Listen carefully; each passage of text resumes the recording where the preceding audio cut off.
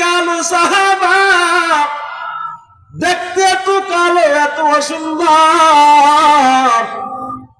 একদিন নবীর কাছে আইসা কয়, পয়গম্বর, আমার মতো কালো কেউ নেই, নগণ্য কেউ নেই, আমার বয়সটা শেষ, মদিনার কোন মেয়েরা আমায় বিয়া করতে চায় না, মদিনার কোন নিম্ন ফ্যামিলি আমার সাথে আত্মীয় করতে চায় না, কারণ আমার বাড়ি নাই, ঘর নাই।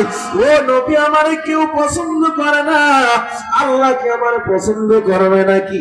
আমার আল্লাহ নবী ডাক দিয়া কয়, সাদ, আল্লাহ কারো চেহারা দেখে ইমানদার নির্ণয় করে না। আমি নবী বললাম, ইনশাআল্লাহ তুমিও জান্নাতে যাইবা।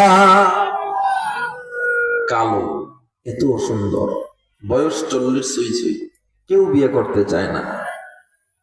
নবীরে আল্লাহ, আমার কি আল্লাহ পছন্দ করবে? আল্লাহ নবীকে অবশ্যই করবে। আর তুমি বলছো তোমাকে কেউ বিয়ে করতে চায় না। আমি নবী বললাম, মদিনার সর্বশ্রেষ্ঠ সুন্দরী তোমার বউ হবে। সাহাবায়ে কেরাম মজলিসে যারা ছিল সবাই অবাক হয়ে গেছে, নবী এটা কি করবে? এত বছর পর্যন্ত একটা কালো মেয়ে যার বউ হতে চায় না, সে সর্বশ্রেষ্ঠ সুন্দরী তার বউ হবে। আমার নবী কয়, না না, শুধু সর্বশ্রেষ্ঠ সুন্দরী না, ও সাদ, মদিনার নেতা ইবনুল ওয়াহাব, সম্ভ্রান্ত ফ্যামিলি ইবনুল ওয়াহাব মদিনার সবচেয়ে প্রভাবশালী নেতা, ওর মেয়ের চেয়ে সুন্দরী এই মদিনায় কেউ নাই। কয়, হ্যাঁ। যাও যাও, ইবনুল ওয়াহাবের মেয়েকে গিয়া প্রস্তাব দাও। এবার আরো সবাই অবাক, নবী আবার কি করবে? এক তো সর্বশ্রেষ্ঠ সুন্দরী, এটা মানলাম, আবার ইবনুল ওয়াহাবের মাইয়া, এটা কেমনে মানবো?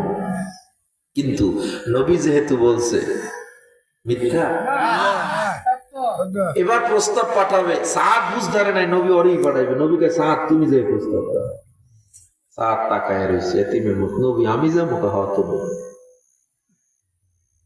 নবীর আদেশ মানার দরকার আছে না? রওনা দিছে।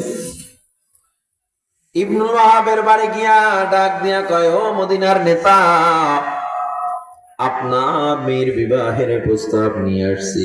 কয়, শুভ সংবাদ, পাত্রকে? বলে, আমি। ইবনুল ওয়াহাব বলে, এই কথাটা মানতে পারলাম না, আমার মেয়ের ভবিষ্যৎ আমি এভাবে নষ্ট হতে দিতে পারি না। ও সাদ, তুমি নবীকে গিয়া বলো, আমার মেয়েরে তুমি কি খাওয়াইবা, থাকার জায়গা নাই, কি দিবা খরচাপাতি, তোমার তো বাড়িও নাই, ঘরও নাই, আমি বাবা হিসাবে আমার মেয়ের জীবনটা কেমনে অনিশ্চিত ভবিষ্যতের দিকে ঢেলে দিব।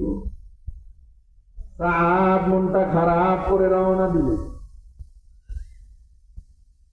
জানালা থেকে একজন মেয়ে ডাক দিয়া কয়, সাদ দাঁড়াও, দাঁড়াও, আমার কিছু কথা শুনে যাও।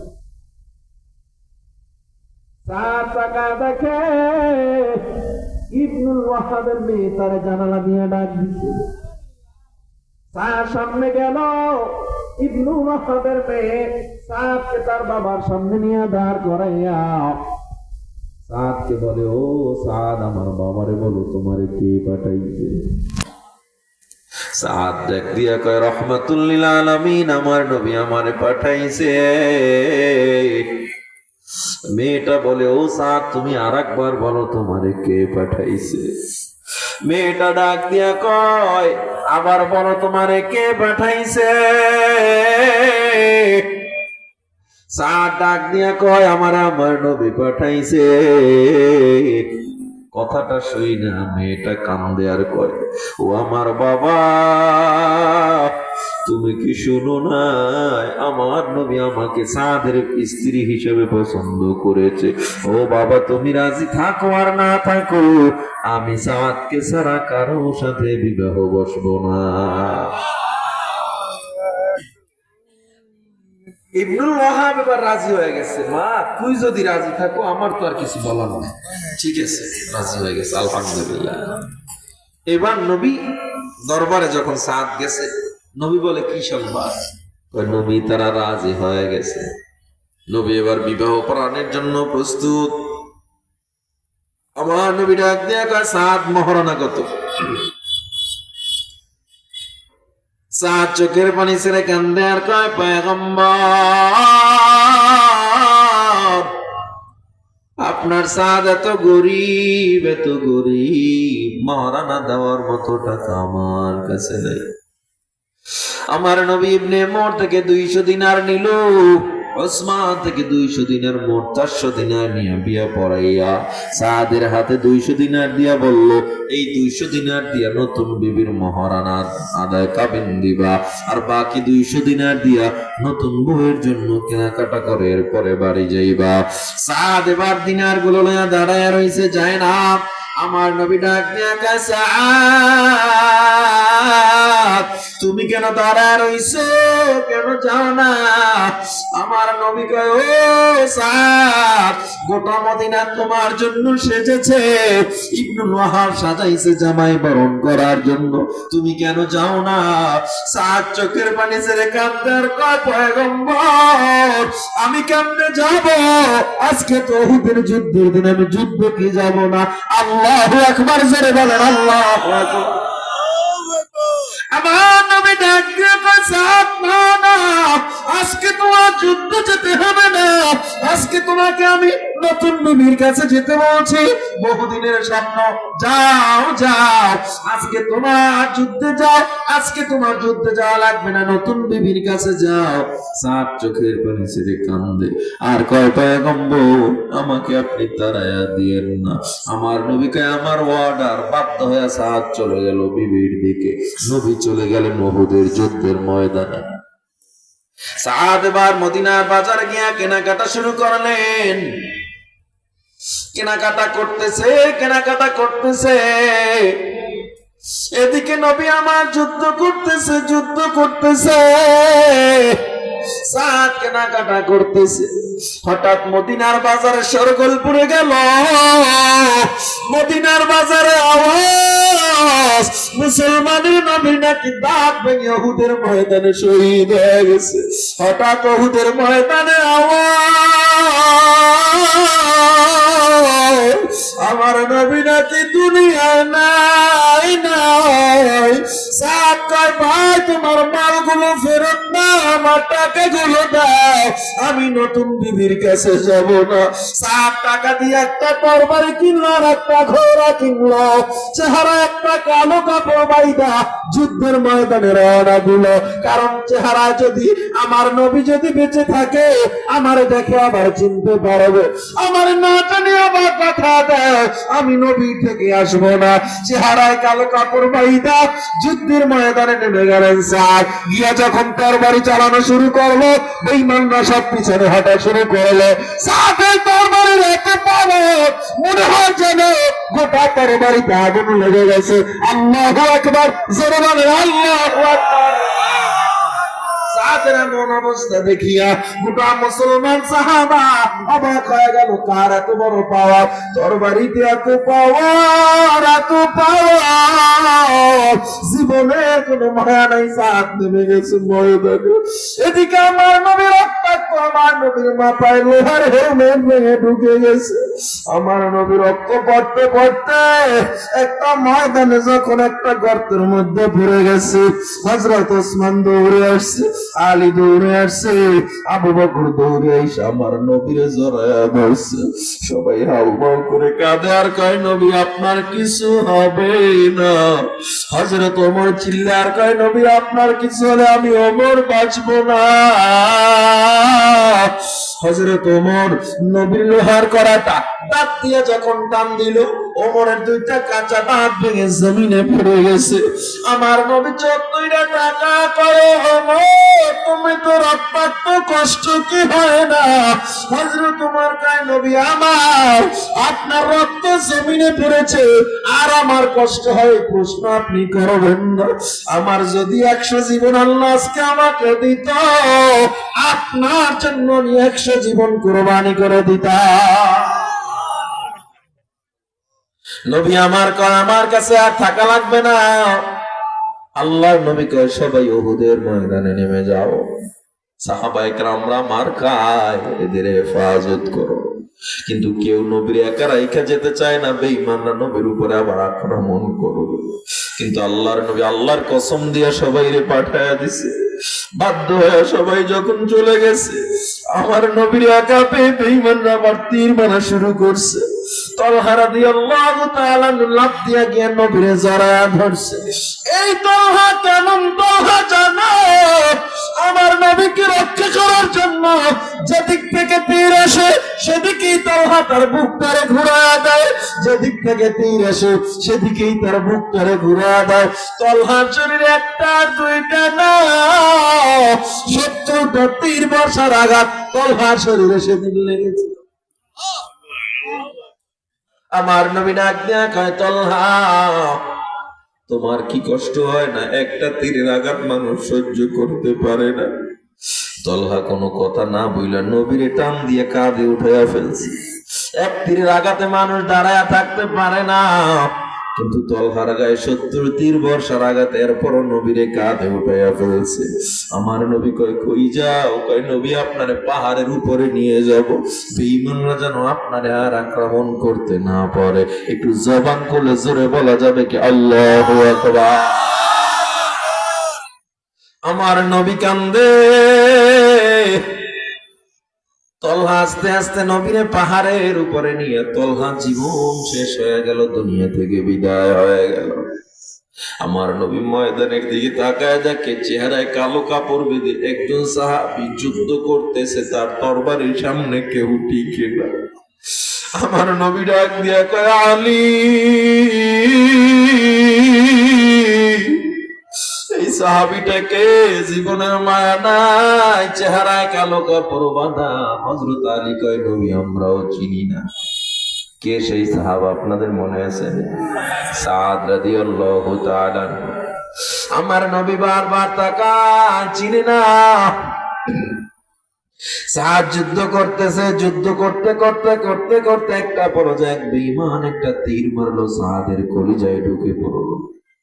সাদ ঘোড়ার পিঠ থেকে পড়ে জমিনে পড়ে গলা কাটা মুরগির মতো ছটফট ছটফট করতেছে।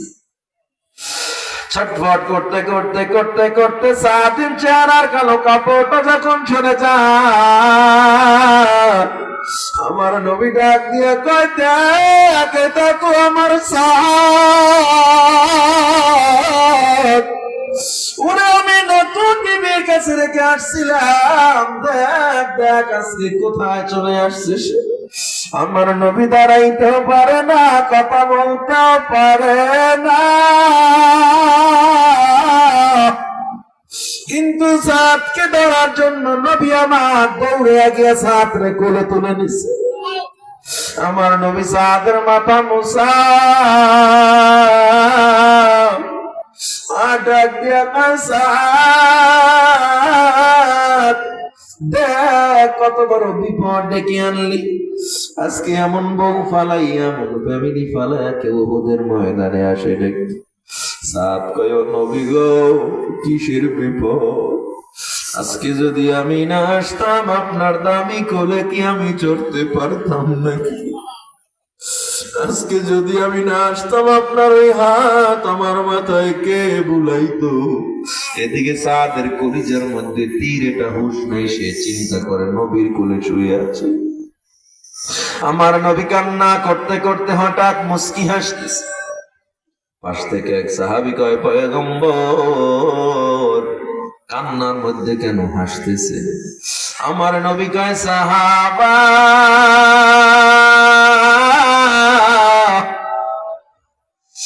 আমি তাকা দেখতেছি কাফানুম মিন কাফানিল জান্নাহ ওয়া হানুতুম মিন হানুতিল জান্নাহ। আমি তাকা দেখতেছি সাহাবের রূহটা যখন বের হয়ে যাচ্ছে, এই রূহটার নেওয়ার জন্য জান্নাত থেকে ফেরেশতারা কাফনের কাপড় নিয়ে আসছে, জান্নাত থেকে সুগন্ধি নিয়ে আসছে। সাহাবের রূহটারে সেখানে যখন রাখলো, আর একজন ফেরেশতা টান দিয়া কয়, এই দামি রূহটা আমার কোলে দাও। আর একজনে টান দিয়া কয়, আমার কোলে দাও। একজনে মাঝখান থেকে টান দিয়া জান্নাতুল আদনে পৌঁছে দিয়েছে। এত সুন্দর দৃশ্য দেখে আমি কেমনে কান্না করি। সাদকে আল্লাহ এমন জান্নাত দিয়েছে, এই কথা বইলা নবী আমার চেহারাটা ঘুরে আনিলেন। সাহাবী বলে, নবী সাদের চেহারা থেকে আপনি চেহারা কেন ঘুরে আনিলেন? আমার নবী কয়, সাহাবা যেই সাদ দুনিয়ার সুন্দরী ফলাইয়া আল্লাহর জন্য জীবন দিয়া দিল, ভয়ের মধ্যে আল্লাহর উপরে ধৈর্য ধরলো, নিজের যৌবনের চারণায় যায় না, আল্লাহর উপরে ধৈর্য ধরে জীবন দিয়া দিল, ওই সাদকে আল্লাহ জান্নাতে এমন সুন্দরী দান করেছে যাকে পাওয়ার জন্য জান্নাতের হুর গুলো জোরে জোরে দৌড়াইতেছে, টাকনুর কাপড় হাঁটু পর্যন্ত উঠে যাচ্ছিল। এই কারণে আমি তার থেকে চেহারা করে আনেছিলাম। জোরে জোরে কোন আল্লাহু আকবার। সুবহানাল্লাহ। পকেটে রাখি আজকে বাড়ি যাইয়া কইয়া, বিজ্ঞান যেটা 120 বছর আগে বলে, কোরআন সেটা 1500 বছর আগে বলে দেয়। হুজুর মন করা কথা কইলেন, প্রমাণ দিয়া যান। প্রমাণ দিব। দেখেন, বিজ্ঞান বলে চাঁদের নিজের কোনো আলো নাই। চাঁদ যে রাত্রে আলো দেয়, নিজের কোনো নিজস্ব শক্তি আলো নাই। কোথায় আলো পায়? ওই সূর্যের থেকে দিনে আলো ধার করে রাখে, এরপরে রাত্রে আলো দেয়। বিজ্ঞান মাত্র 150 বছর আগে আবিষ্কার করেছে। আর আমার আল্লাহ সূরা ফুরকানের 61 নম্বর আয়াতে এমন বিজ্ঞান আরো 1500 বছর আগে বলে দিয়েছে। চন্দ্রের কক্ষপথ আলাদা, সূর্যের কক্ষপথ আলাদা, একটার পথে একটাই যায় না। এই কক্ষপথ বিজ্ঞান আবিষ্কার করছে 120 বছর আগে। আমার আল্লাহ সূরা আম্বিয়ার 33 নম্বর আয়াতে আরো 1500 বছর আগে বলে দিয়েছে। এটা তো কক্ষপথ। এরপরে আসেন ফিঙ্গারপ্রিন্ট। দেখবেন কোথাও যখন কোনো মানুষ খুন হয়, অস্ত্র পরে থাকলে প্রশাসনের লোক সেটা রুমাল দিয়ে ধরে, ঠিক না? অস্ত্র কেন কয় আঙুলের ছাপ লেগে আছে ওই অস্ত্রের উপরে। এটারে ডিএনএ টেস্ট করলে দোষী শনাক্ত করা যাবে, কে খুন করেছে। কেমনে দোষী শনাক্ত করবে? আঙুলের ছাপের, একজনের আঙুলের ছাপের সাথে আর একজনের আঙুলের মিল নাই। এই পৃথিবীতে ইউনাইটেড নেশন বা জাতিসংঘের গণনা অনুযায়ী এই পৃথিবীতে প্রায় 800 কোটি মানুষ। 800 কোটি মানুষের মধ্যে একজনের আঙুলের ছাপের সাথে আর একজনের আঙুলের ছাপের কোনো মিল নাই। সুবহানাল্লাহ। তাইলে অস্ত্রের উপরে যে আপনার আঙুলের ছাপটা পড়ে আছে, এই যে আঙুলের ছাপ ধরছেন, এখানে কিন্তু একটা আঙুলের ছাপ রয়ে গেছে, যদিও দেখা যায় না। কিন্তু যখন ডিএনএ টেস্ট করা হয়, আঙুলের ছাপটা ভেসে ওঠে। এরপরে ওই আঙুলের ছাপ আবার কানেক্টিং করে কার আইডি কার্ডের সাথে এটা মিলে যায়। কারণ আইডি কার্ড করার সময় আঙুলের ছাপ দিচ্ছেন না, সাথে সাথে আঙুলের ছাপের সাথে আইডি কার্ড কানেক্ট হয়ে এরপরে স্ক্যান করে বের করে দেয় এটা ঘাটাইলের অমুক বাড়ির অমুকের পোলায় খুন করে গেছে। আপনার গোষ্ঠী শুদ্ধ পুলিশ ধরার মতো সুযোগ হয়ে যায়। এই ডিএনএ টেক বিজ্ঞান মাত্র 89 বছর আগে আবিষ্কার করেছে। আর আমার আল্লাহ সূরা কিয়ামায় আরো 1500 বছর আগে ডিএনএ টেস্টের বিজ্ঞান বলে দিয়েছে। সুবহানাল্লাহ। পিঁপড়া চিনেননি? পিঁপড়ারা কিন্তু মানুষের মতো জীবনযাপন। পিঁপড়ারা মারামারি করে, আবার এদের সালিশ ব্যবস্থা। প্রধানমন্ত্রী কামরা ভিন্ন, এদের আবার খাদ্যমন্ত্রী কামরা ভিন্ন। এদের মধ্যে আবার ওয়েদার কন্ট্রোল প্যানেল আছে। ওয়েদার কন্ট্রোল প্যানেল যে শুধুমাত্র আবহাওয়ার খোঁজ খবর রাখে, আবহাওয়ার অবস্থা কি জানে। আগামীকাল বৃষ্টি হবে, তুমি ধরতে না পারলেও পিঁপড়া আগে ধরে ফেলায়। ভূমিকম্পের কোন আগাম বার্তা দেওয়ার মতো যন্ত্র পৃথিবীতে আবিষ্কার হয় নাই। কিন্তু ব্যাঙ এমন একটা প্রাণী, ভূমিকম্পের 48 ঘন্টা আগে বুঝতে পারে পৃথিবীতে ভূমিকম্প হবে। শক্তি আল্লাহ দিয়ে রাখছে ব্যাঙের মধ্যে। পিঁপড়ারা মারামারি করলে আবার সালিশ হয়। এদের যদি কেউ মারা যায় জানাজা হয়।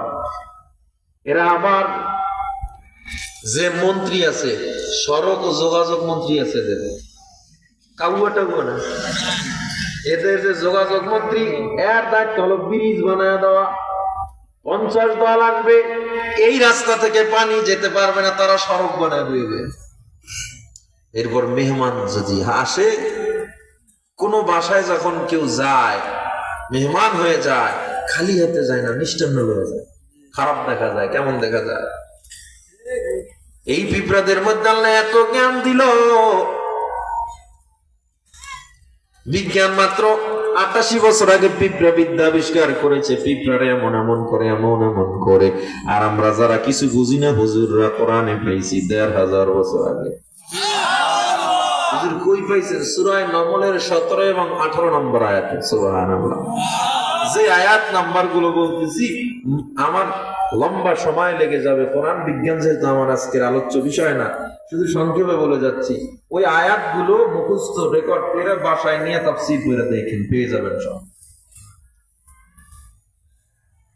চিকিৎসা বিজ্ঞান বলে তোমরা ব্রাশ করো টুথপেস্ট দিয়া, ঠিক না? এখানে অধিকাংশ মানুষ প্রতিদিন টুথপেস্ট দিয়ে ব্রাশ করতেছে, যেগুলো একদম বিজ্ঞানসম্মত ক্ষতিকারক না। তবুও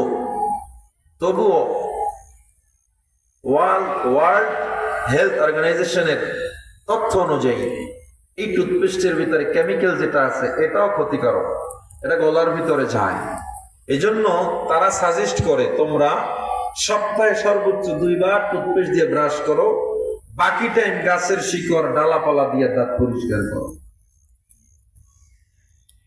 আর নবী আমার কয় 1500 বছর আগে মেসওয়াক করো সুন্নাত। বিজ্ঞান কয় ডান কাত, বিজ্ঞান কয় যারা হার্টকে ভালো রাখতে চাও ডান কাত হয়ে ঘুমাও।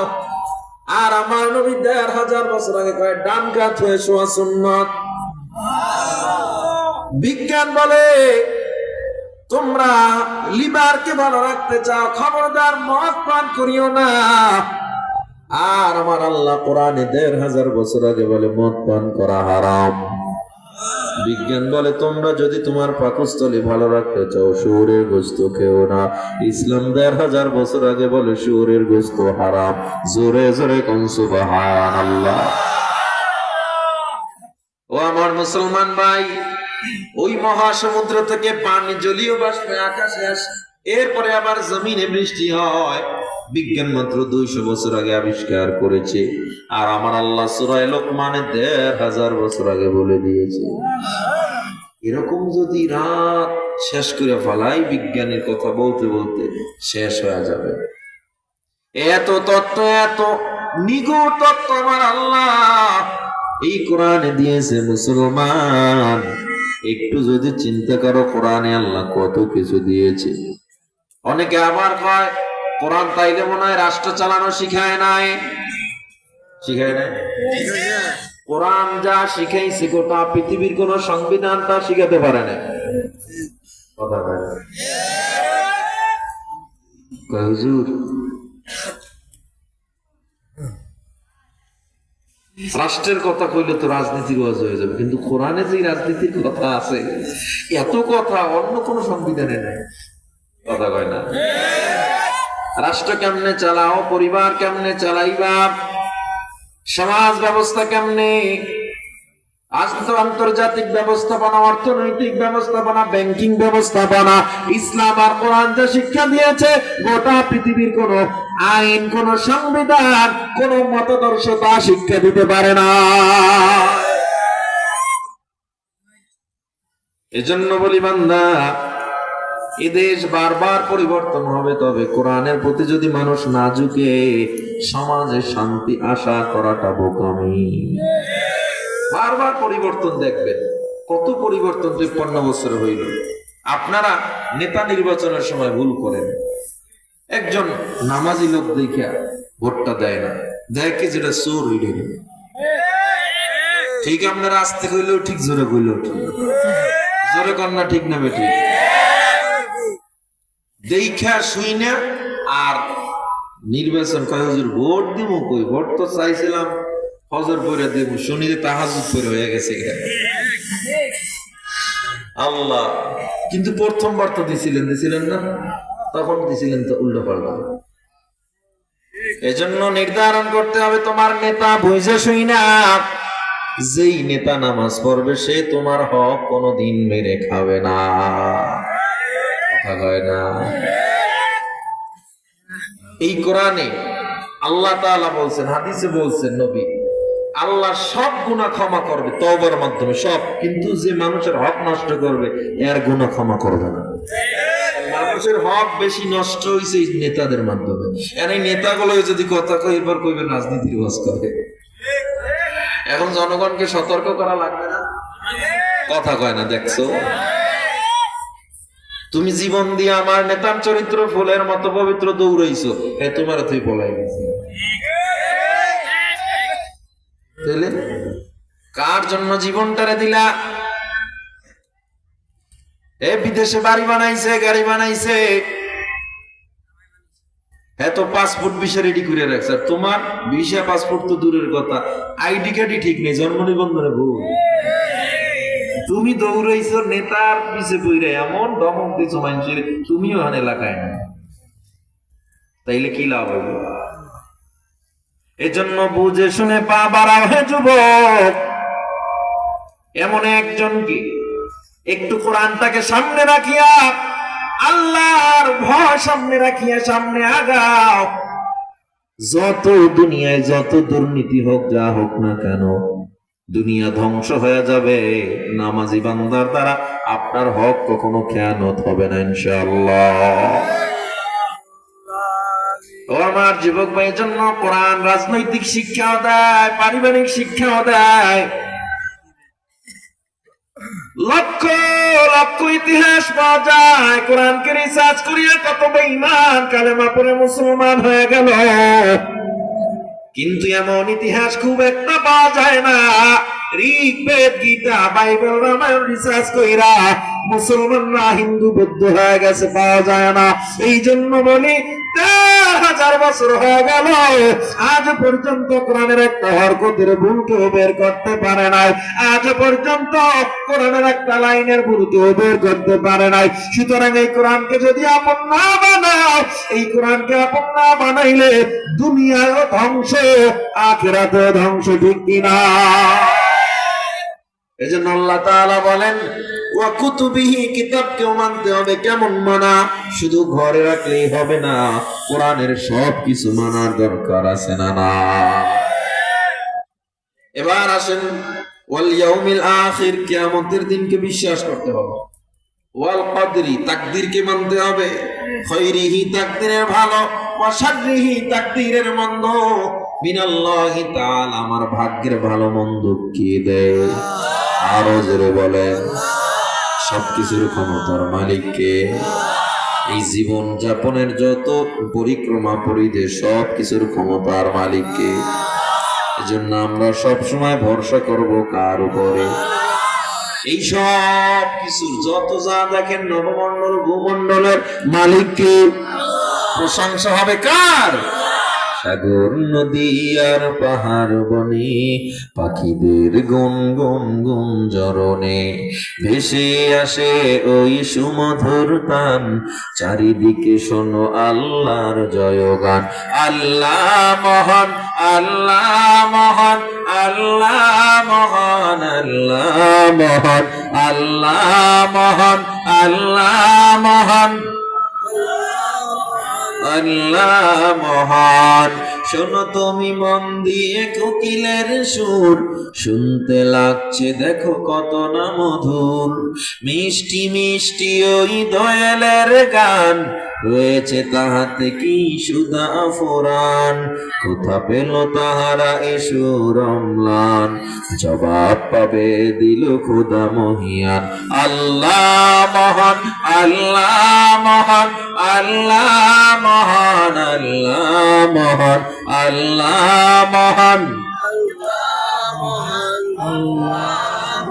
আল্লাহ মহান। বলো যদি আকাশের ও চাঁদ তারা, কোথা পেলে স্নিগ্ধ হয়ে জোছনা ধারা। সূর্যকে বলো যদি কোথা পেলে আলো, রাত্রি হলো কেন নিকোষ কালো। কোথা পেল মানব এক জীবন বিধান, কোথা পেল মানব এক জীবন বিধান, জবাব একটা সবই আল্লাহর দান। আল্লাহ মহান, আল্লাহ মহান, আল্লাহ মহান, আল্লাহ মহান, আল্লাহ মহান, আল্লাহ মহান, আল্লাহ মহান, আল্লাহ মহান। সবাই একবার জোরে বলেন কে মহান। অন্তর করে জোরে একবার ডাকবেন আল্লাহ, আরো জোরে ডাকবেন আল্লাহ, আরো একবার ডাকবেন আল্লাহ। আমার আল্লাহ ডেকে বলে, হে গোলাম, 4 গুণওয়ালা মানুষ জান্নাতে যাবে। 1 নাম্বার গুণ যারা ইমানদার। ইমানদার কারা কয়? আল্লাহরে মানবে, নবীরে মানবে, পরকাল মানবে, তাকদীর মানবে, কোরআন মানবে, সব মানবে, এরা ইমানদার। তার মানে বোঝা যায় এগুলোর উপরে আমরা বিশ্বাস করি কি করি না। তাইলে 3 শর্তের মধ্যে 1 শর্ত আমাদের মধ্যে বিদ্যমান, কোন আলহামদুলিল্লাহ। কিন্তু জান্নাতে যাওয়ার জন্য আরো কয়টা শর্ত লাগবে? গেল কয়টা? আরো লাগবে কয়টা? আরো বলে 4টা লাগবে। কয়টা? 3টা। গেল কয়টা? আর লাগবে কয়টা? কয় গুণওয়ালা মানুষ জান্নাতে যাবে? 4 গুণওয়ালা মানুষ জান্নাতে যাবে। 1 নম্বরে পাইলাম ইমানদার। ইমানদার কারা? সেই শর্তগুলো শুনলাম, শুধু শুধু মুখে বলার নাম ইমানদার পায় না। না, আল্লাহ তাআলা বলে ইমানদার হলেই হবে না, তোমার আমার মতো ইমানদারের অভাব নাই। আমি আল্লাহরে মানি, নবীকে মানি, কোরআন মানি, হাদিস মানি, সব বিশ্বাস করি। আল্লাহ কয় এতেই জান্নাত পাইবা না, জান্নাত পাওয়ার জন্য আরো 3টা শর্ত লাগবে। 2 নম্বরের শর্ত, ওয়াআমিলুস সালিহাত।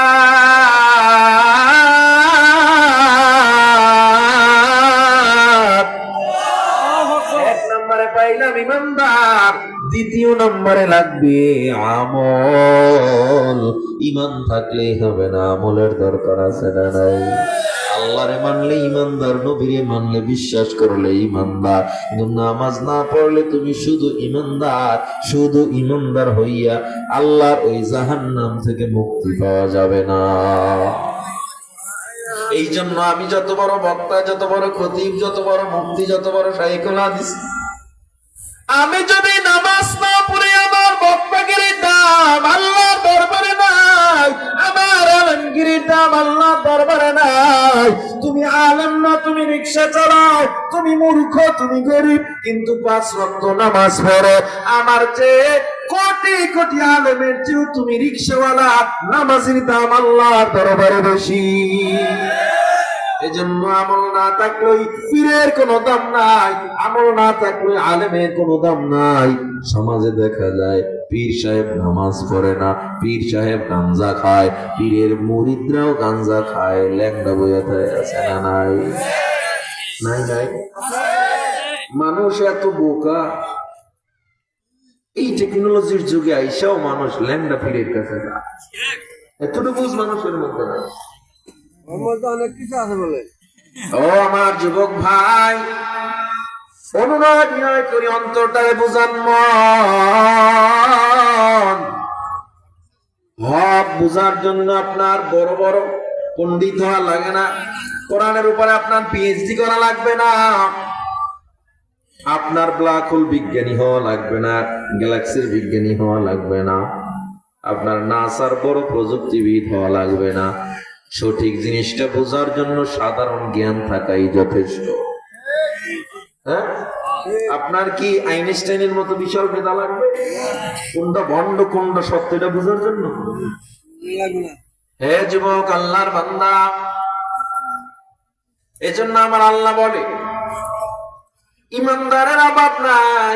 কিন্তু কয়জন ইমানদার পাওয়া যায় ঠান্ডার মধ্যে ওযু বানাইয়া ফজরের সময় নামাজ আদায় করে?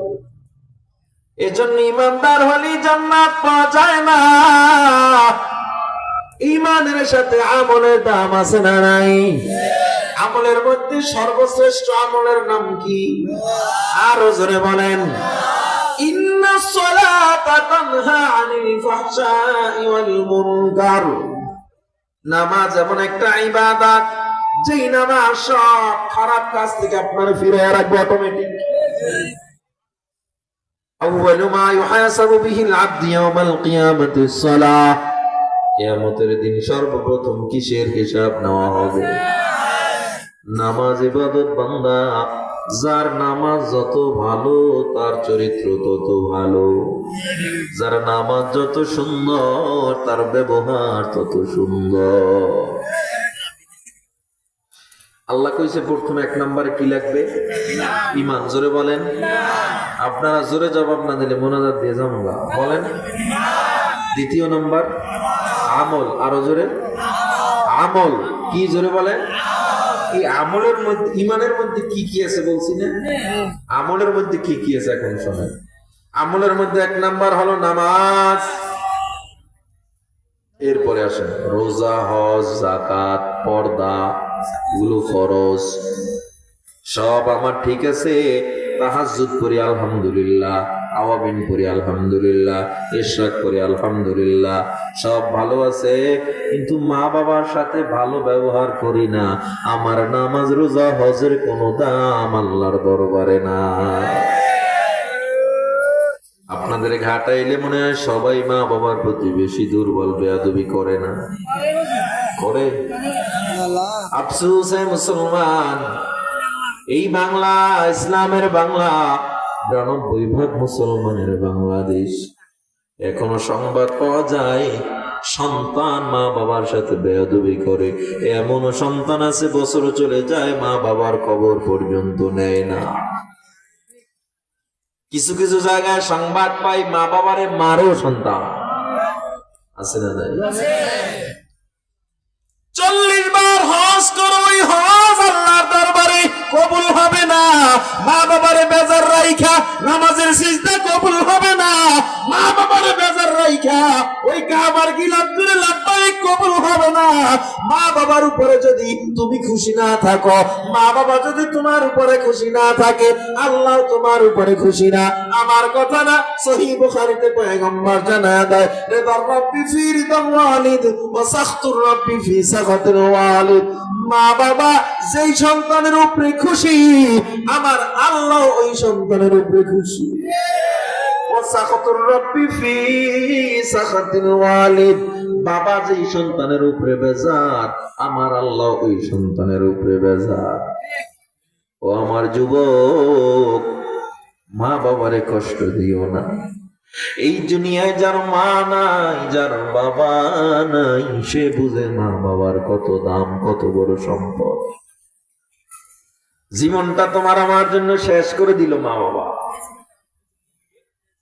নবীর দরবারে একজন লোক আসছে। নবীর দরবারে একজন লোক আইসা, এই হাসাহাসি করো, হাসাহাসি করো না।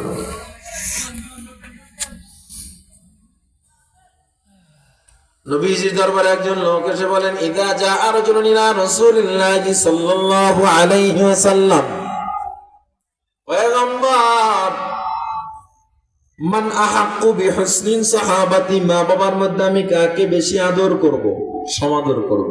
ক্বালা উম্মুকা, নবী বলে তোমার মা। ক্বালা সুম্মা মান, নবী এর পরে কে? ক্বালা উম্মুকা, নবী বলে তোমার মা। ক্বালা সুম্মা মান, নবী এর পরে কে? নবী বলে তোমার মা। কয়বার? ক্বালা সুম্মা মান, নবী এর পরে কে? ক্বালা আবাকা, তোমার বাবা। মায়ের নাম 3 বার বলছে, জন্য মায়ের দাম অনেক বেশি, কিন্তু না না, এটা না। এক হাদিসে মায়ের দাম একরকম বর্ণনা হয়েছে, আর এক হাদিসে বাবার মর্যাদা আলাদা বর্ণনা হয়েছে। এই জন্য মায়ের মধ্যে বাবার মধ্যে কার মর্যাদা বেশি, এইটা আলাদা ভাবে বর্ণনা হয় না। কিন্তু নবীজি যে মায়ের দাম 3 বার বলছে, 3টা কারণ আছে। 3 দিকে লক্ষ্য করে আমার নবী মায়ের নাম বলল। 1 নম্বরে, মা যে কষ্টগুলো করে, 3টা কষ্ট, এই 3টা কষ্ট বাবা করে না। 1 নম্বরে কষ্ট গর্ভধারণের কষ্ট। 10 মাস পর্যন্ত তোমারে আমারে মা কত কষ্ট করে পেটে ধারণ করলো। রাত্রে মা ঘুমাইতে গেছে, ব্যথার যন্ত্রণায় মা ঘুমাইতে পারে না, উঠে বসে রইছে।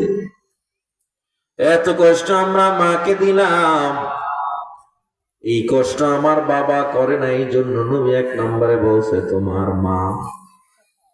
2 নম্বরে কষ্ট লেবার পেইন, প্রসব বেদনা। জন্মের সময় যে একটা মারাত্মক কষ্ট, ওই কষ্ট কোনো বাবা করে না। চিকিৎসা বিজ্ঞান বলে কোন মানুষের ব্যথা যদি 40 ইউনিট হয়, ওই মানুষ দুনিয়ার জমিনে আর বাঁচতে পারে না। কিন্তু তুমি আমি যখন দুনিয়াতে আসলাম, মায়ের ব্যথা ছিল 56 ইউনিটেরও বেশি। 40 ইউনিট ব্যথায় মানুষ মারা যায়, 56 ইউনিট ব্যথা মা সহ্য করে, এরপরও বেঁচে আছে কার দায়? আমার নবী কয় সাহাবা, এই মায়ের কষ্ট কোনো বাবা সহ্য করে না। এই জন্য 2 নম্বরে নবী মায়ের নাম বলছে। 3 নম্বরে মায়ের নাম কেন বলল? জন্মের পর লালন পালনের যে একটা কষ্ট, এটা বাবা করে না, মা করে। এই জন্য নবী 3 বার মায়ের নাম বলছে। ও ঘাটাইলের মুসলমান ও যুবক, পায়ে হাত দিয়া বলে যায়, মা বাবারে কষ্ট দিও না। যত বড় তুমি টাকাওয়ালা হও, যত বড় সম্মানী হয়, ওই মা বাবা কোনো একদিন তোমার জন্য দোয়া করছে, এই জন্য তুমি সম্মানী হইছো, এই জন্য তুমি খানা খাও। মা বাবার দোয়া ছাড়া কোনো সন্তান কখনো ভালো হতে পারে নাই।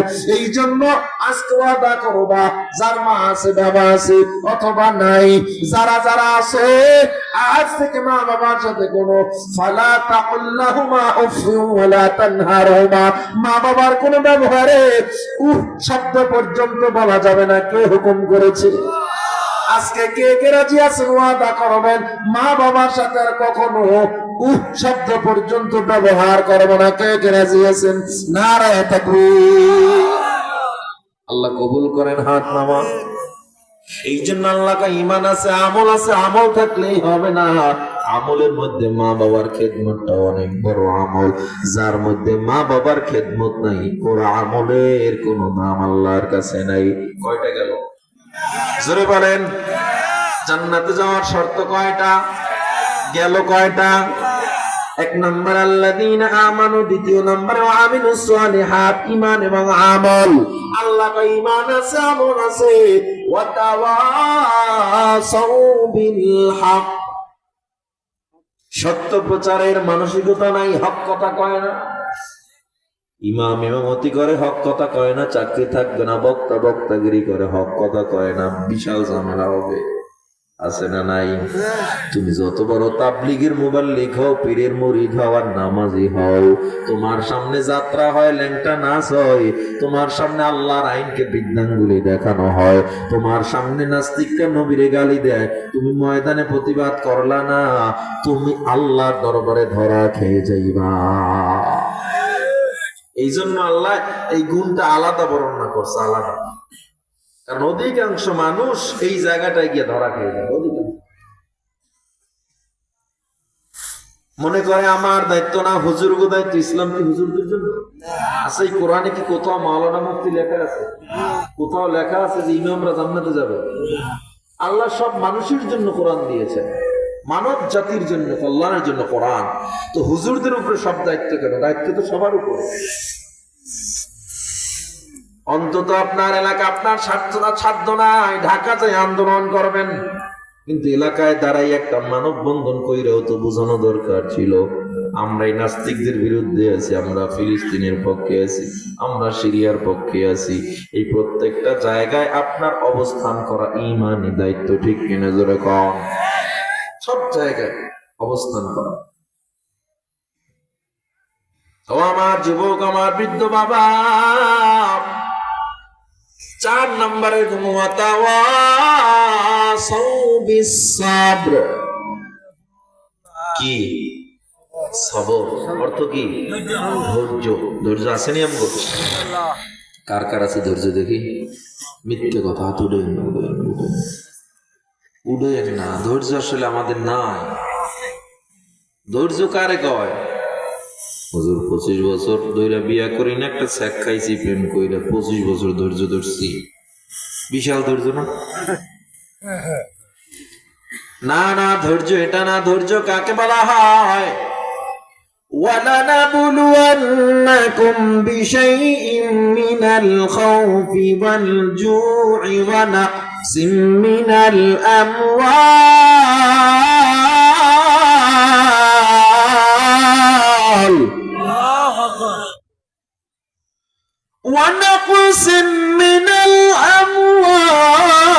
وَالْأَنفُسِ وَالثَّمَرَاتِ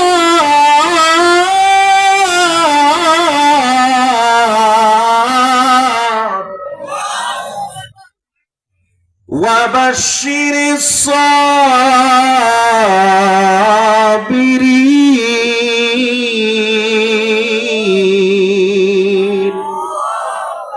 আল্লাহ বলে ধৈর্য কাকে বলা হয়? তোমাকে আমি ক্ষুধার মধ্যে ফেলাবো, অভাবের মধ্যে ফেলাবো। আমি আল্লাহ দেখবো ওই ক্ষুধার মধ্যে পড়িয়া, অভাবের মধ্যে পড়িয়া তুমি ধৈর্য ধরে আল্লাহর উপর ভরসা করছো, নাকি দৌড় দিয়ে যাইয়া ব্রাক ব্যাংক থেকে সুদে টাকা নামাইয়া চাউল কিনছো? দৌড় দিয়ে গিয়া কিস্তিতে টাকা নামাইছো। সুদের গুনাহ, সুদের 70টা গুনাহ। সবাই বলেন কয়টা? 70টা গুনার মধ্যে সবচেয়ে ছোট গুনাহ মায়ের সাথে জিনা করার গুনাহ। বাকি 69টা কত ভয়ঙ্কর! ও যুবক, চিন্তা করে এরপরে সুদ খাই। ও মুরব্বী বাবা, ধৈর্য কাকে বলে? ধৈর্য হলো অভাবে পড়িয়াও কখনো ভয়ের মধ্যে পড়ে আল্লাহরে ভোলা যাবে না। নবীর একজন সাহাবী, কালো সাহাবা, দেখতে এত কালো, এত অসুন্দর। একদিন নবীর কাছে আইসা কয়, পয়গম্বর, আমার মতো কালো কেউ নাই, নগণ্য কেউ নাই। আমার বয়সটা শেষ। মদিনার কোন মেয়েরা আমায় বিয়া করতে চায় না। মদিনার কোন নিম্ন ফ্যামিলি আমার সাথে আত্মীয় করতে চায় না, কারণ আমার বাড়ি নাই, ঘর নাই। ও নবী, আমারে কেউ পছন্দ করে না। আল্লাহ কি আমার পছন্দ করবে নাকি? আমার আল্লাহ নবী ডাক দিয়া কয়, সাহাব, আল্লাহ কারো চেহারা দেখে ইমানদার নির্ণয় করে না। আমি নবী বললাম, ইনশাআল্লাহ তুমিও জান্নাতে যাইবা।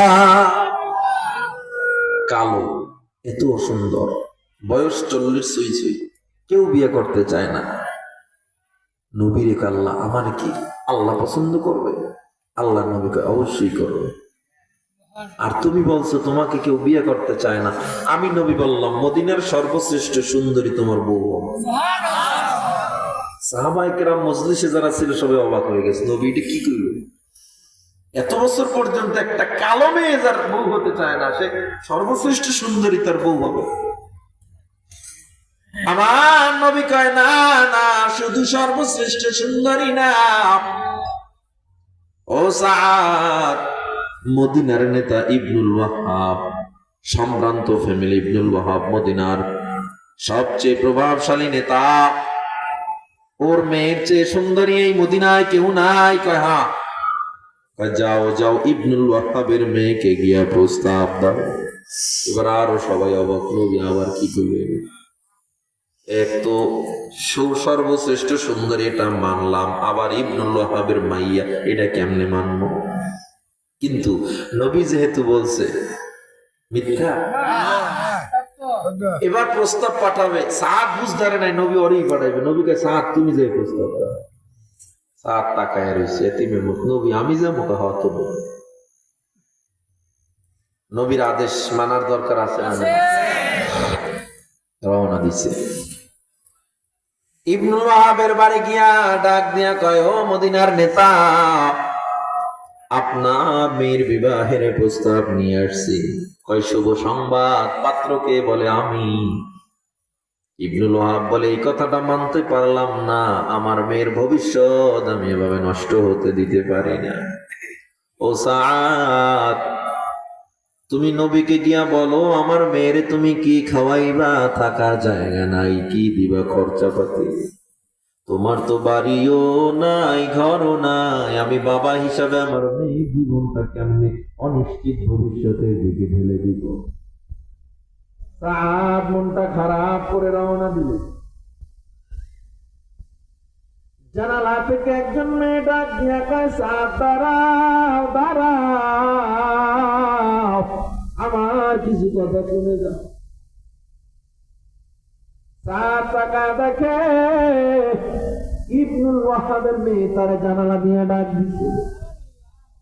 সাদ সামনে গেল, ইবনুল ওয়াহাবের মেয়ে সাদকে তার বাবার সামনে নিয়ে দাঁড় করাইয়া সাদকে বলে, ও সাদ, আমার বাবারে বলো তোমারে কে পাঠাইছে। সাদ ডাক দিয়া কয়, রহমাতুল লিল আলামিন, আমার নবী আমারে পাঠাইছে। মেয়েটা বলে, ও সাদ, তুমি আরেকবার বলো তোমারে কে পাঠাইছে।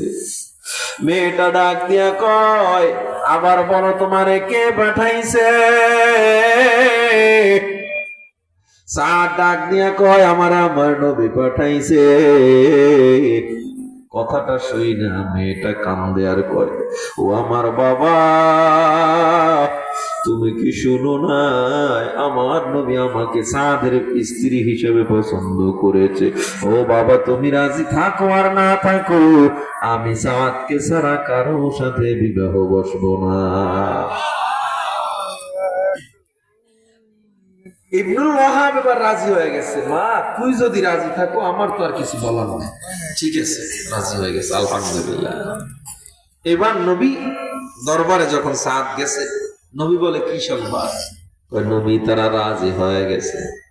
নবী এবার বিবাহ পড়ানোর জন্য প্রস্তুত। আমার নবী ডাক দিয়া কয়, সাদ, মহারণা কত? সাদ চোখের পানি ছেড়ে কান্দে আর কয়, পয়গম্বর, আপনার সাদ এত গরিব, মহারানা দেওয়ার মতো টাকা আমার কাছে নেই। আমার নবী ইবনে মোর থেকে 200 দিনার নিল, ওসমান থেকে 200 দিনার, মোট 400 দিনার নিয়ে বিয়া পড়াইয়া সাদের হাতে 200 দিনার দিয়া বলল, এই 200 দিনার দিয়া নতুন বিবির মহারানার আদায় কাবিন দিবা, আর বাকি 200 দিনার দিয়া নতুন বউয়ের জন্য কেনাকাটা করে এরপরে বাড়ি যাইবা। সাদ এবার দিনার গুলো লইয়া দাঁড়ায় রইছে, যায় না। আমার নবী ডাক দিয়া কয়, সাদ, তুমি কেন দাঁড়ায় রইছো, কেন যাও না? আমার নবী কয়, ও সাদ, গোটা মদিনা তোমার জন্য সেজেছে, ইবনুল ওয়াহাব সাজাইছে জামাই বরণ করার জন্য, তুমি কেন যাও না? সাদ চোখের পানি ছেড়ে কাঁদতে আর কয়, পয়গম্বর, আমি কেমনে যাব? আজকে তো উহুদের যুদ্ধের দিন, আমি যুদ্ধ কি যাব না? আল্লাহু আকবার, জোরে বলেন আল্লাহু আকবার। আমার নবী ডাক দিয়ে কয়, সাদ, না না, আজকে তোমার যুদ্ধ যেতে হবে না, আজকে তোমাকে আমি নতুন বিবির কাছে যেতে বলছি, বহুদিনের স্বপ্ন, যাও যাও, আজকে তোমার যুদ্ধে যাও, আজকে তোমার যুদ্ধে যাওয়া লাগবে না, নতুন বিবির কাছে যাও। সাদ চোখের পানি ছেড়ে কান্দে আর কয়, পয়গম্বর, আমাকে আপনি তাড়াইয়া দিয়েন না। আমার নবীকে আমার অর্ডার, বাধ্য হয়ে সাদ চলে গেল বিবির দিকে। নবী চলে গেলেন উহুদের যুদ্ধের ময়দানে। সাদ এবার মদিনার বাজারে গিয়া কেনাকাটা শুরু করলেন। কেনাকাটা করতেছে, এদিকে নবী আমার যুদ্ধ করতেছে। সাদ কেনাকাটা করতেছে, হঠাৎ মদিনার বাজারে শোরগোল পড়ে গেল। মদিনার বাজারে আওয়াজ, মুসলমানের নবী নাকি দাঁত ভেঙে উহুদের ময়দানে শহীদ হয়ে গেছে। হঠাৎ উহুদের ময়দানে আওয়াজ, আমার নবী নাকি দুনিয়ায় নাই। সাদ কয়, ভাই, তোমার মালগুলো ফেরত না, আমার টাকাগুলো দাও, আমি নতুন বিবির কাছে যাব না। সাত টাকা দিয়ে একটা তরবারি কিনলো আর একটা ঘোড়া কিনলো, চেহারা একটা কালো কাপড় বাইদা যুদ্ধের ময়দানে রওনা দিল। কারণ চেহারা যদি আমার নবী যদি বেঁচে থাকে, আমার দেখে আবার চিনতে পারবে, আমার না জানি আবার কথা দেয়, আমি নবী থেকে আসবো না। চেহারায় কালো কাপড় বাইদা যুদ্ধের ময়দানে নেমে গেলেন সাদ। গিয়া যখন তরবারি চালানো শুরু করলো, বেঈমানরা সব পিছনে হাঁটা শুরু করলো। সাদের তরবারি রেখে পাবো, মনে হয় যেন গোটা তরবারিতে আগুন লেগে গেছে। আল্লাহু আকবার, জোরে বলেন আল্লাহু আকবার। সাদের এমন অবস্থা দেখিয়া গোটা মুসলমান সাহাবা অবাক হয়ে গেল, কার এত বড় পাওয়ার, তরবারিতে এত পাওয়ার, এত পাওয়ার, জীবনের কোনো মায়া নাই, সাদ নেমে গেছে ময়দানে। এদিকে আমার নবীর রক্তাক্ত, আমার নবীর মাথায় লোহার হেলমেট ভেঙে ঢুকে গেছে। আমার নবীর রক্ত পড়তে পড়তে একটা ময়দানে যখন একটা গর্তের মধ্যে পড়ে গেছে, হযরত ওসমান দৌড়ে আসছে, আলী দৌড়ে আসছে, আবু বকর দৌড়ে এসে আমার নবীর জড়ায়া ধরছে। সবাই হাউমাউ করে কাঁদে আর কয়, নবী আপনার কিছু হবে না। হযরত ওমর চিল্লে আর কয়, নবী আপনার কিছু হলে আমি ওমর বাঁচবো না। হযরত ওমর নবীর লোহার করাটা দাঁত দিয়ে যখন টান দিল, ওমরের দুইটা কাঁচা দাঁত ভেঙে জমিনে পড়ে গেছে। আমার নবী চোখটা টাকা করে, ওমর তুমি তো রক্তাক্ত, কষ্ট কি হয় না? হযরত ওমর কয়, নবী আমার আপনার রক্ত জমিনে পড়েছে আর আমার কষ্ট হয়, প্রশ্ন আপনি করবেন না। আমার যদি 100 জীবন আল্লাহ আজকে আমাকে দিত, আপনার জন্য আমি 100 জীবন কুরবানি করে দিতাম। নবী আমার কয়, আমার কাছে আর থাকা লাগবে না। আল্লাহর নবী কয়, সবাই উহুদের ময়দানে নেমে যাও। সাহাবায়ে কেরামরা মার খায়, এদের হেফাজত করো। কিন্তু কেউ নবীর একা রাইখা যেতে চায় না, বেঈমানরা নবীর উপরে আবার আক্রমণ করবে। কিন্তু আল্লাহর নবী আল্লাহর কসম দিয়ে সবাইরে পাঠায়া দিছে। বাধ্য হয়ে সবাই যখন চলে গেছে, আমার নবীর একা পেয়ে বেঈমানরা আবার তীর মারা শুরু করছে। তালহা রাদিয়াল্লাহু তাআলা লাফ দিয়া গিয়ে নবীরে জড়ায়া ধরছে। এই তালহা কেমন তালহা জানো? আমার নবীকে রক্ষা করার জন্য যেদিক থেকে তীর আসে সেদিকেই তালহা তার বুকটারে ঘুরায়া দেয়, যেদিক থেকে তীর আসে সেদিকেই তার বুকটারে ঘুরায়া দেয়। তালহার শরীরে একটা দুইটা না, 70টা তীর বর্ষার আঘাত তালহার শরীরে সেদিন লেগেছে। আমার নবী ডাক দিয়া কয়, তালহা তোমার কি কষ্ট হয় না? একটা তীরের আঘাত মানুষ সহ্য করতে পারে না। তালহা কোনো কথা না বইলা নবীরে টান দিয়ে কাঁধে উঠাইয়া ফেলছে। এক তীরের আঘাতে মানুষ দাঁড়ায়া থাকতে পারে না, কিন্তু তালহার গায়ে 70 তীর বর্ষার আঘাতে এরপরও নবীরে কাঁধে উঠাইয়া ফেলছে। আমার নবী কয়, কই যাও? কয়, নবী আপনারে পাহাড়ের উপরে নিয়ে যাব, বেঈমানরা যেন আপনারে আর আক্রমণ করতে না পারে। একটু জবান খুলে জোরে বলা যাবে কি আল্লাহু আকবার? আমার নবী কান্দে। তালহা আস্তে আস্তে নবীরে পাহাড়ের উপরে নিয়ে, তালহা জীবন শেষ হয়ে গেল, দুনিয়া থেকে বিদায় হয়ে গেল। আমার নবী ময়দানের দিকে তাকায় দেখে চেহারায় কালো কাপড় বেঁধে একজন সাহাবী যুদ্ধ করতেছে, তার তরবারির সামনে কেউ টিকে না। আমার নবী ডাক দিয়া কয়, আলী,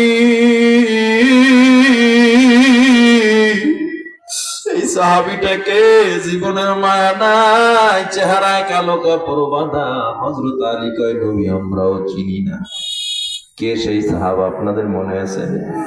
সাদ রাদিয়াল্লাহু তাআলা। আমার নবী বারবার তাকায়, চিনি না।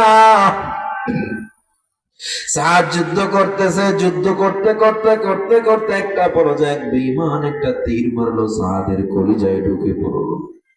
সাদ ঘোড়ার পিঠ থেকে পড়ে জমিনে পড়ে গলা কাটা মুরগির মতো ছটফট ছটফট করতেছে। ছটফট করতে করতে করতে করতে সাদের চেহারার কালো কাপড়টা যখন সরে যায়, আমার নবী ডাক দিয়ে কয় দেখ এটা তো আমার সাদ, ওরে আমি নতুন বিবির কাছে রেখে আসছিলাম, দেখ দেখ আজকে কোথায় চলে আসছে সে। আমার নবী দাঁড়াইতেও পারে না, কথা বলতেও পারে না, কিন্তু সাদকে ধরার জন্য নবী আমার দৌড়ে গিয়ে সাদরে কোলে তুলে নিচ্ছে। আমার নবী সাদের মাথা মুসা ডাক দিয়া সাদ, দেখ কত বড় বিপদ ডেকে আনলি, আজকে এমন বউ ফালাইয়া এমন ফ্যামিলি ফালাইয়া কেউ ওদের ময়দানে আসে দেখতে। সাদ কয় নবী গো কিসের বিপদ, আজকে যদি আমি না আসতাম আপনার দামি কোলে কি আমি চড়তে পারতাম নাকি? আজকে যদি আমি না আসতাম আপনার ওই হাত আমার মাথায় কে বুলাইতো? এদিকে সাদের কলিজার মধ্যে তীর, এটা হুঁশ নেই, সে চিন্তা করে নবীর কোলে শুয়ে আছে। আমার নবী কান্না করতে করতে হঠাৎ মুস্কি হাসতেছে। পাশ থেকে এক সাহাবী কয় পয়গম্বর কান্নার মধ্যে কেন হাসতেছে? আমার নবী কয় সাহাবা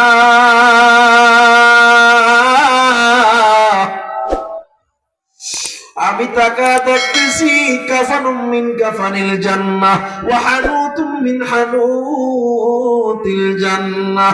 আমি তাকা দেখতেছি সাদের রূহটা যখন বের হয়ে যাচ্ছে, এই রূহটার নেওয়ার জন্য জান্নাত থেকে ফেরেশতারা কাফনের কাপড় নিয়ে আসছে, জান্নাত থেকে সুগন্ধি নিয়ে আসছে। সাদের রূহটা সেখানে যখন রাখলো, আর একজন ফেরেশতা টান দিয়া কয় এই দামি রূহটা আমার কোলে দাও, আর একজনে টান দিয়া কয় আমার কোলে দাও, একজনে মাঝখান থেকে টান দিয়া জান্নাতুল আদনে পৌঁছে দিয়েছে।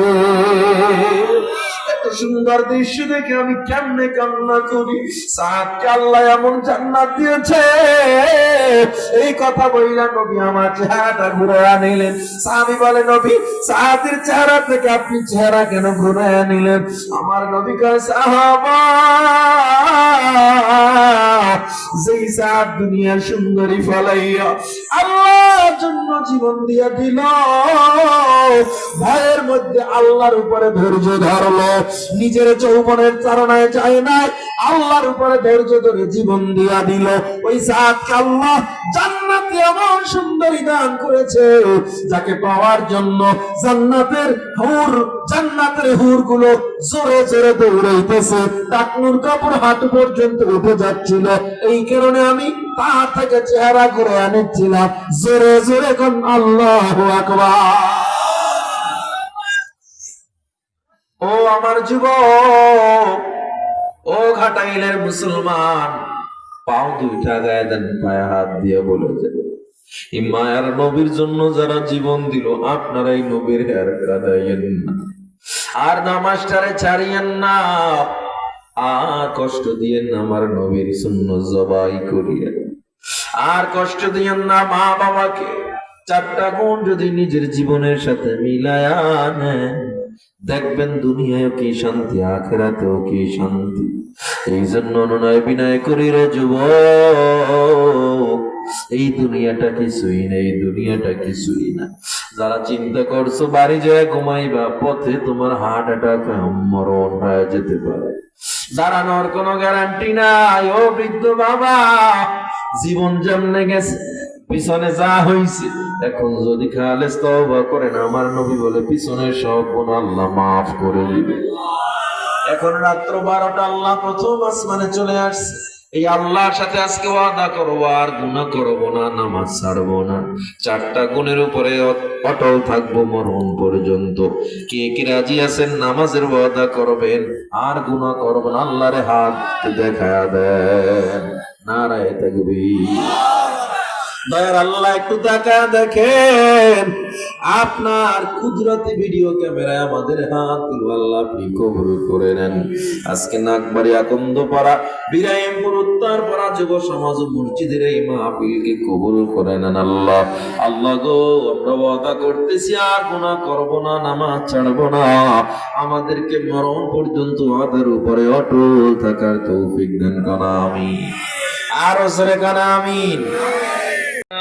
آتنا في الدنيا حسنة وفي الآخرة حسنة وقنا عذاب النار رب ارحمهما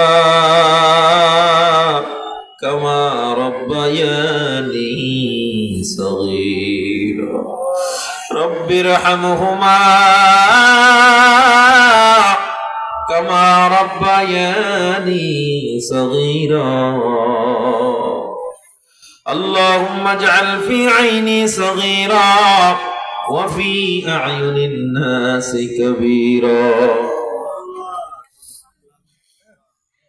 اللهم اكفني بحلالك عن حرامك وأغنني بفضلك عما سواك اللهم إنا نعوذ بك من البرص والجنون والجذام وسيء الأسقام اللهم اكفني بحلالك عن حرامك وأغنني بفضلك عما سواك يا ذا الجلال والإكرام يا ذا الجلال والإكرام يا حي يا قيوم برحمتك أستغيث ودير الله গুনার বোঝা মাথায় নিয়ে তোমার শাহিদের উপরে হাত উঠাইলাম। গুনার দিকে যদি তাকাই তোমার দরবারে হাত উঠাতে বড় লজ্জা হয় আল্লাহ। এরপরেও তো জানি কার কাছে হাত উঠাবো, তোমার দরবার ছাড়া তো আর কোনো দরবার নাই আল্লাহ। বান্দার গুনার চেয়ে তোমার দয়া হাজার কোটি গুণ বড়। আমাদের গুনার দিকে না তাকাইয়া তোমার রহমতের দিকে তাকাইয়া আমাদের মাফ করে দাও আল্লাহ। দীর্ঘ 4 ঘন্টা যাবত তোমার নামের আলোচনা হইল, সূরা আসরের মুমিনের 4টা গুণ নিয়ে বর্ণনা হইল আল্লাহ। তোমার কোরআনের মহত্ব নিয়ে আলোচনা হইল, তোমার পয়গম্বরের সাহাবীদের ত্যাগ নিয়ে আলোচনা হইল আল্লাহ। আমরা ওয়াদা করেছি আর গুনাহ করব না, নামাজ ছাড়ব না, অন্যায় করব না আল্লাহ। আল্লাহ তুমি আমাদেরকে মরণ পর্যন্ত ওয়াদার উপরে অটল থাকার তৌফিক দাও রব্বুল আলামিন। আমরা যারা হাত উঠাইলাম জানি না কার মা নাই, আয় আল্লাহ জানি না কার জানো বাবা নাই।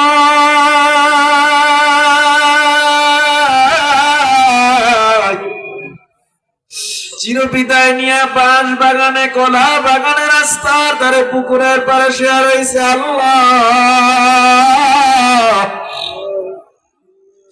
যেই মা 10 মাস 10 দিন আমাদের গর্ভে ধারণ করলো, কত রাত মা ঘুমাইতে পারে নাই, ডান কাতে শুইছে, পেটে লাথি মেরেছি, বাম কাতে শুইছে, আবার পেটে ব্যথা, মা সারা রাত ঘরের মধ্যে হাঁটছে।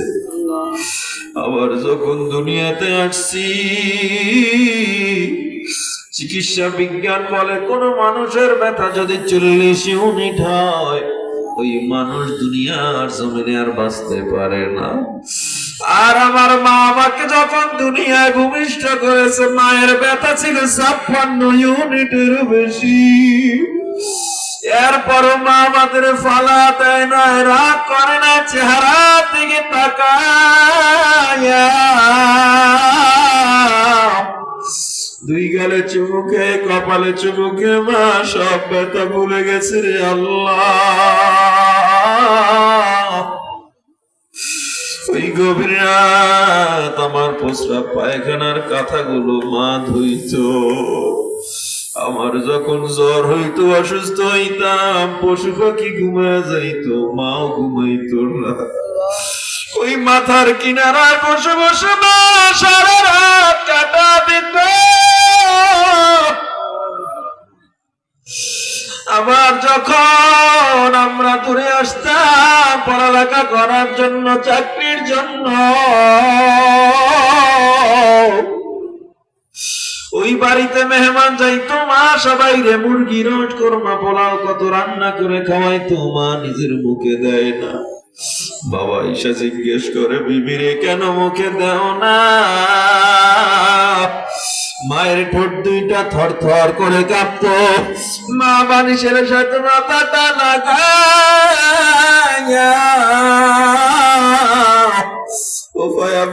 কান্ত আর বলতো, স্বামী আমার, আমি কেমনে এত ভালো খাবো, আমার বুকের মানিকটা তো দূরে থাকে।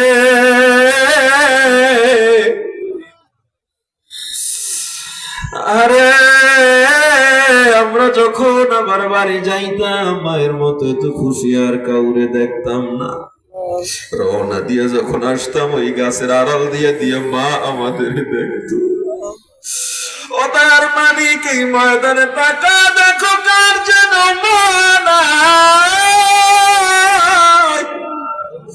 সন্তানের দোয়ার উসিলা করে মায়ের কবর জান্নাতের বাগান বানায় দাও আল্লাহ। এই ময়দানে কার যেন বাবাও নাই,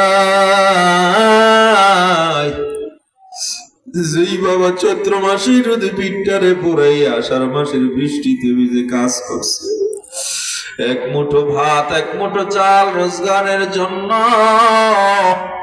সংসার চালাতে গিয়া বাবা এমন কোনো কষ্ট নাই যা করে না। সেরা গেঞ্জি সেরা জুতা দিয়া বাবা ঈদ কাটা দিছে, তবু আমাদের মনের আশা পূর্ণ রাখেন না। এত কষ্ট করে বাবা আমাদের লেখাপড়া করাইছে, সারাদিন কাজ করে বাবা যদি একটু দোকানে বাজারে যাইতো, মিষ্টির দোকান থেকে একটু মিষ্টি খাইতে মনে চায়, পকেটে হাত দিয়ে দেখতো মিষ্টি যদি খাই আমার সন্তান মজার খাবার নিয়ে যাইতে কইছে, আমি কেমনে যাব? ওই বাবা নিজে মিষ্টি খায় না, এমন বাবা নামের ছাড়া কার মাথার উপরে জানো না।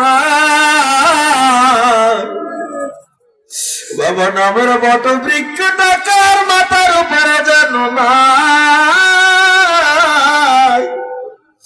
মা নামের মমতা কার কবরে জানো নাই। সন্তানের দোয়া নসিলা করে মা বাবার কবর জান্নাতুল ফিরদাউস বানায় দাও আল্লাহ। আমাদের যাদের মা বাবা বেঁচে আছে হায়াত বাড়ায় দাও রব্বুল আলামিন। এলাকার প্রত্যেকটা মানুষকে তুমি দিনদার বানায় দাও। হায় আল্লাহ, যারা ঋণগ্রস্ত ঋণ মুক্ত করে দাও। আল্লাহ, যারা অসুস্থ শেফায়ে আজেলা কামেলা দিয়া দাও। আল্লাহ, যারা সন্তান নিয়ে স্বপ্ন দেখে স্বপ্ন পূরণের তৌফিক দাও। আল্লাহ, স্বামী স্ত্রীর মধ্যে মিল মোহাব্বত পয়দা করে দাও। প্রত্যেক সংসারে শান্তি দাও আল্লাহ। প্রত্যেক ব্যবসায়ী ভাই ব্যবসায় বরকত দাও। কর্মজীবী ভাইয়ের কর্মে বরকত দাও। চাকরিজীবী ভাইয়ের চাকরিতে বরকত দাও। কৃষিজীবী ভাইয়ের কৃষিতে বরকত দাও আল্লাহ। আল্লাহ, যে হাতগুলো তোমার দরবারে এখন উঠানো আল্লাহ, আল্লাহ প্রত্যেক হাত দিয়ে কাবার গিলাফ ধরে লাব্বাইক বলার তৌফিক দাও। আল্লাহ, মদিনা জিয়ারতের তৌফিক দাও। মরণ তো হবে জানি আল্লাহ, বেঈমান বানায় আমার এন্নার মালিক ওই কাবার গিলাফ ধরে মরণ দেয়, নামাজের সিজদায় মরণ দেয়, আকস্মিক হার্ট অ্যাটাকের মরণ দিয়েন না আল্লাহ, ক্যান্সারের বিছানায় শোয়া মরণ দিয়েন না, প্যারালাইজ বানায় অ্যাক্সিডেন্ট দিয়ে মরণ দিয়েন না আল্লাহ, শহীদি মরণ দেয়, শহীদি মরণ দেন আল্লাহ। রব্বুল আলামিন যে আমার কলেজের টুকরা যুবকগুলো কষ্ট করেছে, মুরব্বীরা দিক নির্দেশনা দিয়েছে, কষ্ট করেছে, আজকের এই যুব সমাজ ও মসজিদের মাহফিলটারে কবুল করে নেন আল্লাহ। আল্লাহ, দুনিয়ার দিকে না তাকাইয়া তোমার খুশির জন্য যারা দান করছে আল্লাহ, আল্লাহ তোমার ওয়াদা অনুযায়ী সবাইকে তুমি রিজিকে কোটি কোটি গুণ বরকত বাড়ায় দাও আল্লাহ। দুনিয়ার বিপদ থেকে হেফাজত করো, পরকালে মুক্তি দিয়ে দিও আল্লাহ। আল্লাহ, এই মাহফিলে যারা আলোচনা করছে আখিরি মোনাজাত পর্যন্ত যত কথা হইল সব ভুল ত্রুটি ক্ষমা করে বক্তা শ্রোতা সবাইকে আমল করার তৌফিক দিয়ে দাও আল্লাহ। আল্লাহ, সবার ওসিলে আমি গুনাহগার কেউ মাফ করে দাও আল্লাহ। সুস্থতার সাথে দিনের খেদমতের তৌফিক দাও আল্লাহ। মাদ্রাসার কাজ চলে আল্লাহ, সবার উসিলায় দোয়ার উসিলায় আমার মাদ্রাসাটাও কবুল করে নাও। সাল্লাল্লাহু তাআলা আলা খায়রি খালকিহি মুহাম্মাদ ওয়া আলিহি ওয়া আসহাবিহি আজমাইন। রব্বুল আলামিন তুমি এক, তোমার সাথে শরীক নাই। এই কালেমার উসিলায় সব দোয়াগুলো কবুল করো আল্লাহ। তুমি এখন প্রথম আসমানে আসছো আল্লাহ, তাহাজ্জুদের সময় দোয়া কবুল করো। এই উসিলায় সব দোয়াগুলো কবুল করো, সব হাতগুলো কবুল করো।